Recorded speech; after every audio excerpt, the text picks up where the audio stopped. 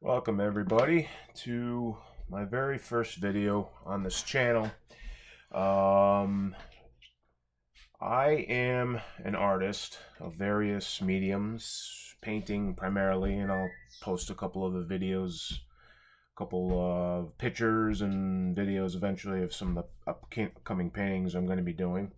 But I'm an all-around creative person. I do wood turning, wood burning, carving, building various things, creative, everything.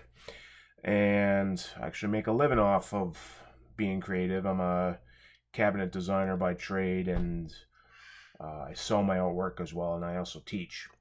But anyways, one of the couple of the websites actually on Facebook. One of them is Hero Collector, and then of course Star Trek model building. Model building has always been one of the things in my life that I do.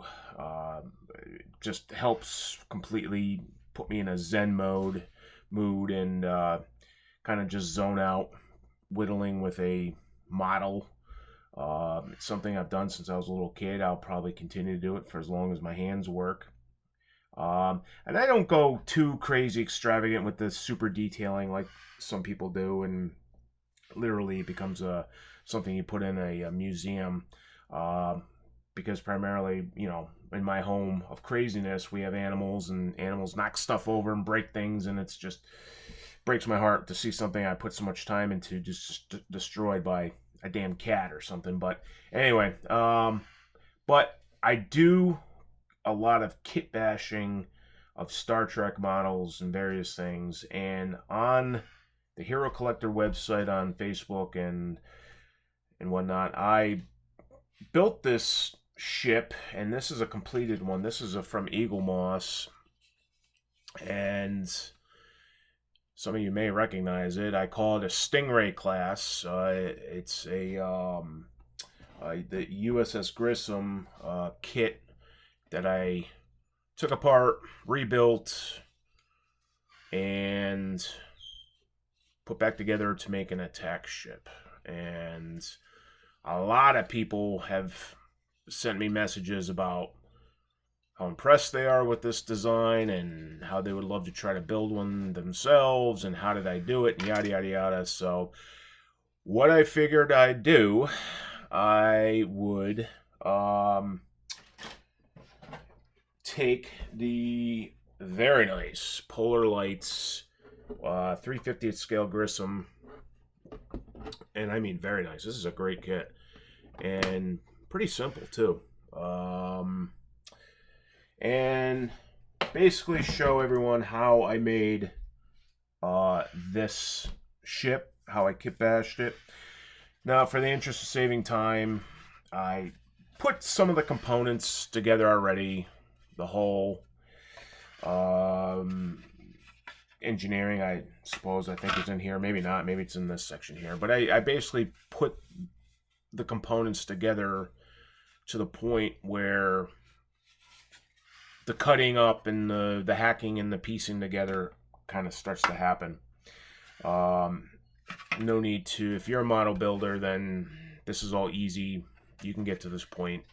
I think I literally built all of this, I don't know, hour and a half. The hardest thing was these little windows that went into the bridge section, living quarters, whatever it is. Just putting the right clear plastic in the right spot. When you get into where the hangers are and everything, there's specific pieces, and a couple of them I didn't get in the right spot, and I'd already glued them, so I had to kind of go in and whittle it down.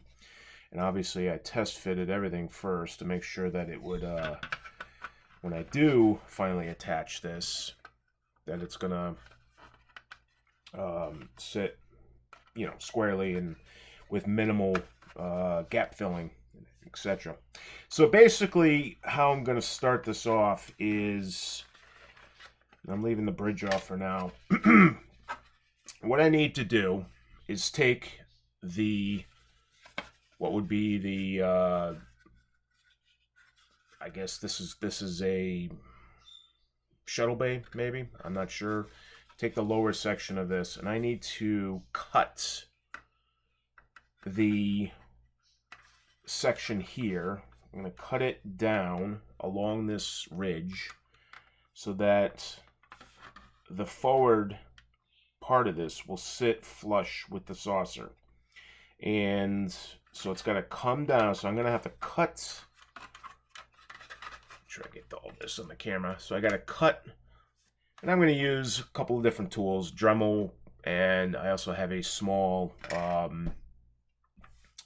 grinding wheel that I got over at Harbor Freight. That's really great for model building and whatnot. But basically, I'm going to cut this down above the deflector dish so that it sits flush on the hole, and then also down here that this meets flush with that, as well as cutting the back side of this to go into that squarely. And for those that figured it out, I take the forward section of this piece, flip it around, and that's going to attach to the top here. So it's real. When this model is done, it's really going to give the ship a very purposeful looking, streamlined look. Again, going back to the name Stingray class, because clearly you can see the resemblance. All right, so I'm going to put the video primarily on fast forward, so you don't have to watch me sand stuff down. Most of you who build models can do that on your own. Couple little tricks though to get through this. So I'm going to take this section, and you'll see it come up, where I'm going to line it up with the forward of the saucer, and then mark it in the backside here, and so that way I know where my cut's going to be, right? Because when I attach this, we want the backside of this to fit in the backside of this pylon. All right, so I hope you enjoy the video. It's the first of many. I'm gonna try to post videos of all the creative and unique things I build, and they are extensive, whether it be pumps for ponds, fountains, like I said, wood burning. Artwork is my real gig. Oil painting, nature and wildlife. That's what I primarily enjoy the most. So I'll be posting videos, and hopefully people like what they see. If you like it, you get great. If not, well, that's fine too. But enjoy the video, and appreciate it. All right, one other thing I wanted to add was, in order to get the secondary hull at the right thickness so that it will clear this portion right here, and this is roughly, I'd say it's about 3/8 of an inch thick or so. But what I noticed, I'm not sure if my camera will pick this up, maybe it will. Come on, zoom in. Well, anyway, the fine people at Polar Lights, when they molded this, they put, come on, zoom in. They put a couple of lines going down this portion right here.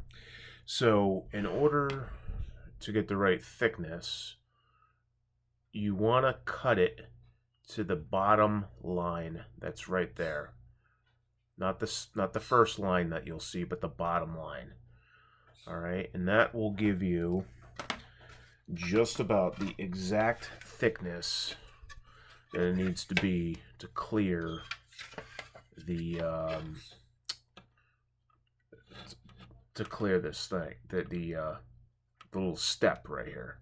You may have to take off a tad more with a file or sandpaper, but it's pretty dang close. So I'd say within a 1/16 of an inch, roughly. So anyways, that will help to kind of guide you along, because like I said, you're going to have to cut.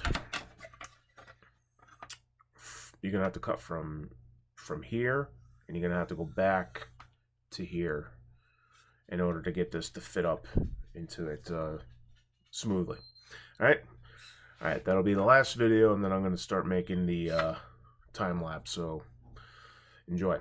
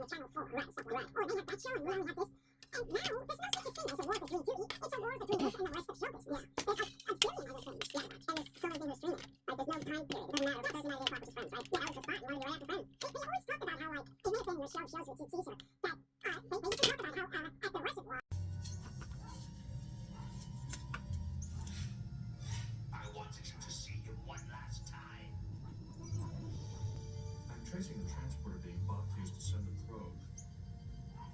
The ship is holding position approximately 300 billion kilometers from here. Follow course, maximum warp. Even at warp 9, you wouldn't get there for another 20 minutes. Modification you make to the transport. Is there any way we could use a subspace transport from here to get me on the box ship? It may be possible, sir, but it would not be advisable. I'll take that as a yes. You're with me.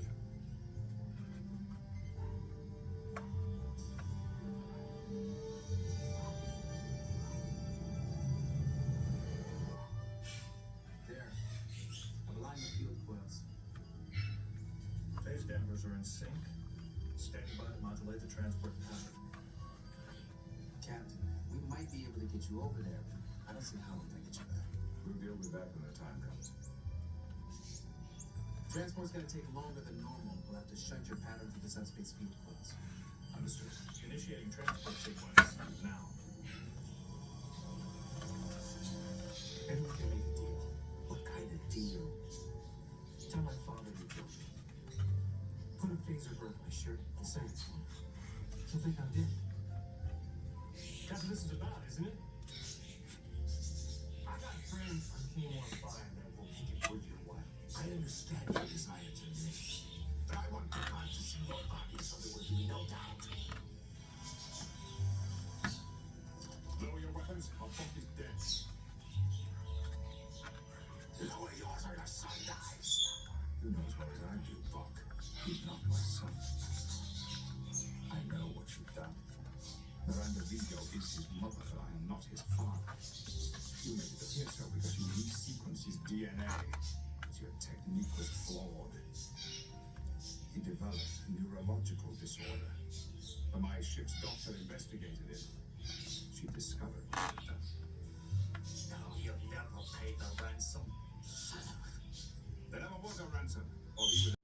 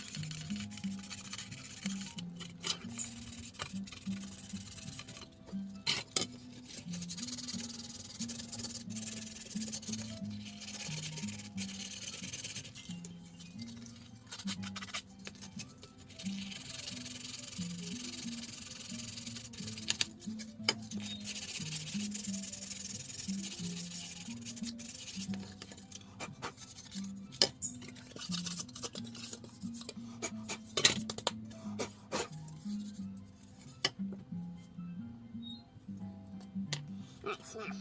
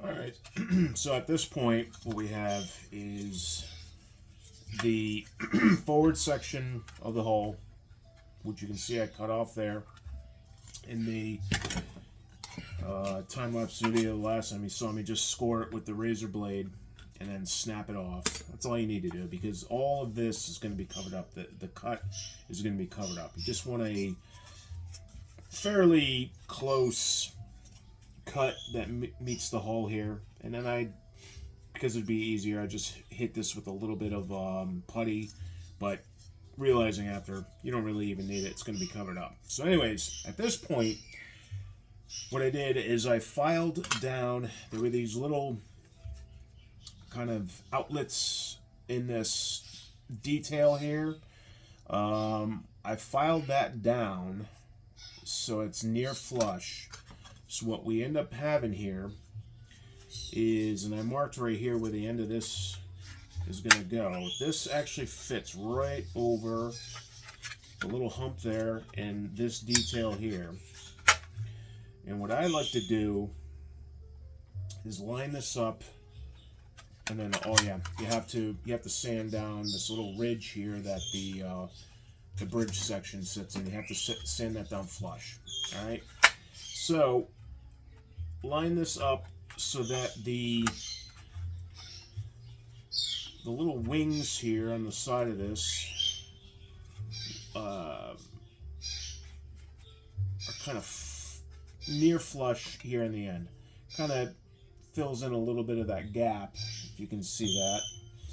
And because these are going to be the new impulse engines when all is said and done. So there'll be some detail in there, and from there, the bridge section, I'm going to file down the back of this. Now, you have a couple different options.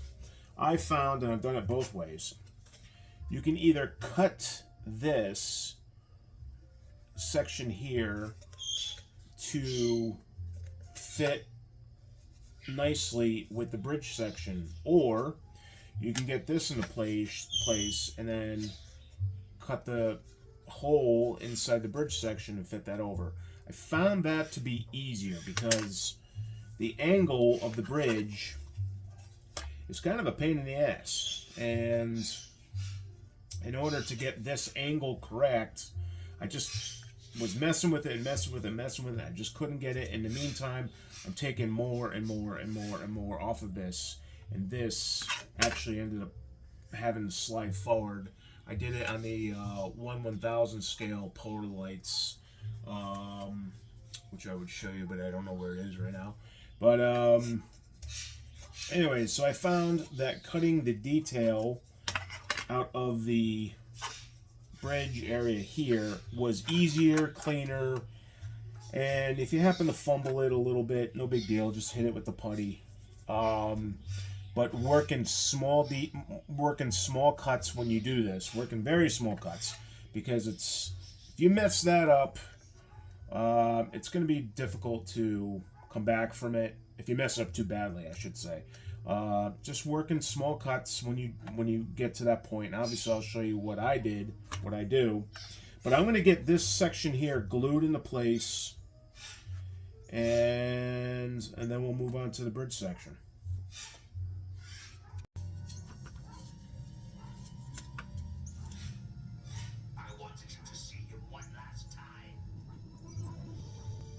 Tracing the transporter being Bach used to send the probe. The ship is holding position approximately 300 billion kilometers from here. Follow course, maximum warp. Even at warp 9, you wouldn't get there for another 20 minutes. Modification you made to the transport. Is there any way we could use a subspace transport from here to get me on the box ship? It may be possible, sir, but it would not be advisable. I'll take that as a yes. You're with me.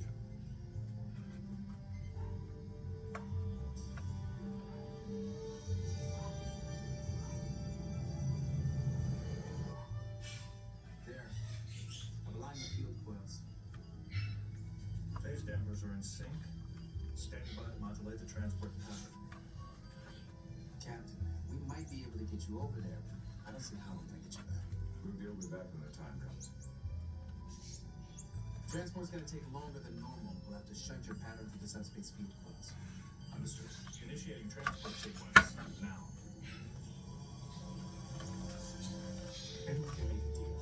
What kind of deal? Tell my father you killed me.